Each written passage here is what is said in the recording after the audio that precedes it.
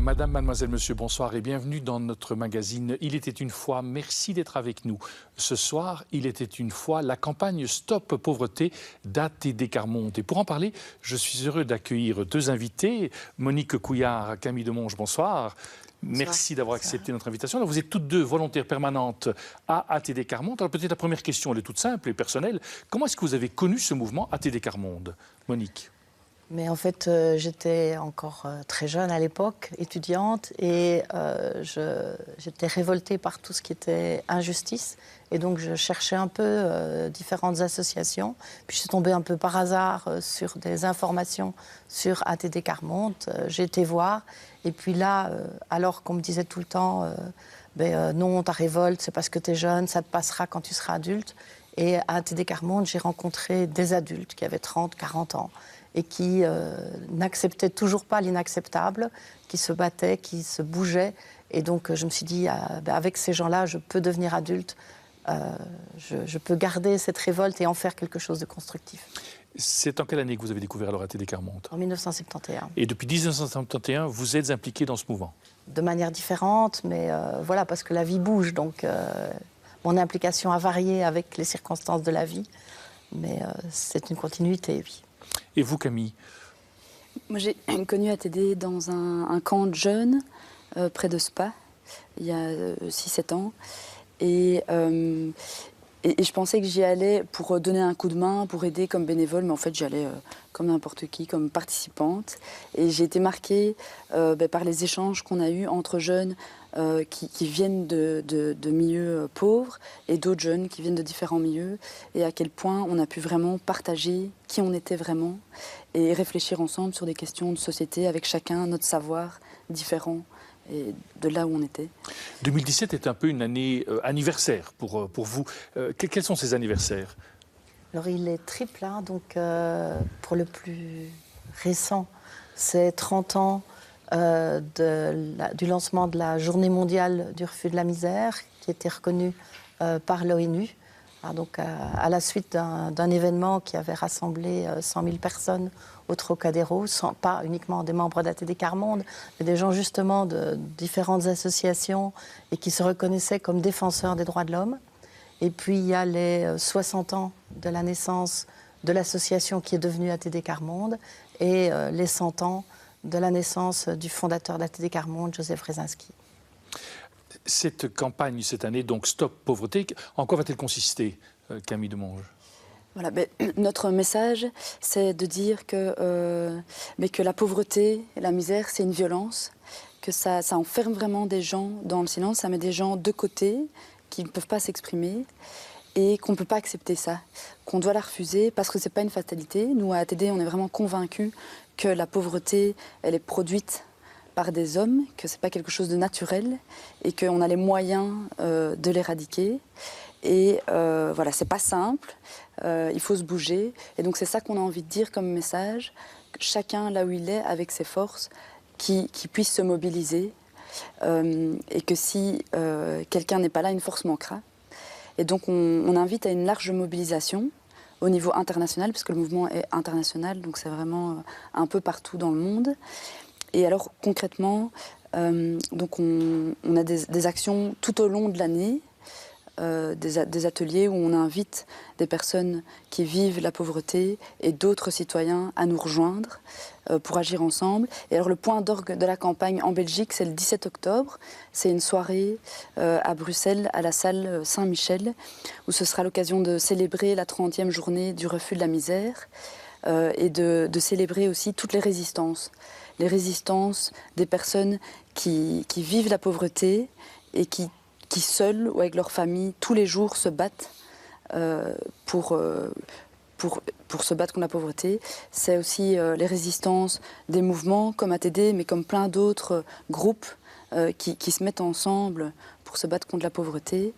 Voilà, c'est toutes sortes de résistances. Et donc c'est une soirée avec des ateliers. On va essayer de faire quelque chose d'assez dynamique. Et ensuite, à un moment central, avec des concerts, des spectacles qui sont faits par des personnes, des membres d'associations. On fait ça en partenariat, donc des personnes qui vivent la pauvreté. Et voilà, ce sera l'occasion de valoriser tout ce qui est fait pendant l'année. On parle de pauvreté, on parle de misère. Monique, est-ce qu'il y a une différence entre ces deux termes ou bien ils sont synonymes? Alors il y a une différence. La pauvreté déjà, voilà, il y a différentes manières de la concevoir. Il y a la pauvreté choisie qui est valorisée, qui est dans plein de civilisations, et il y a la pauvreté subie. Et puis surtout l'extrême pauvreté qui est la négation de l'humanité, pleine et entière de certains qu'on ne voit plus vraiment comme des êtres humains à part entière, et qui finissent par penser eux-mêmes qu'ils sont des déchets, qu'ils sont en trop sur cette terre. Et parce qu'on les voit comme des gens en trop, eh bien, on ne les voit pas comme sujets de droit. Et de ce fait-là, toutes les conditions qui sont inacceptables et qui leur sont faites sont les conséquences de la manière dont on les perçoit et dont on les situe dans la société. Et donc ce sont, oui, comme s'ils étaient un poids, alors qu'ils sont une incroyable force de changement qui nous pousse non pas à aller plus lentement, mais à aller plus loin, plus fort, vers une société des droits de l'homme, une société qui respecte tout le monde. Mais dans cette idée-là, à ATD Quart Monde, vous avez le sentiment que les gens qui vivent cette réalité, cette précarité, cette misère, quelque part, c'est depuis des générations, ou bien vous voyez arriver avec notre société des nouveaux pauvres? C'est les deux à la fois.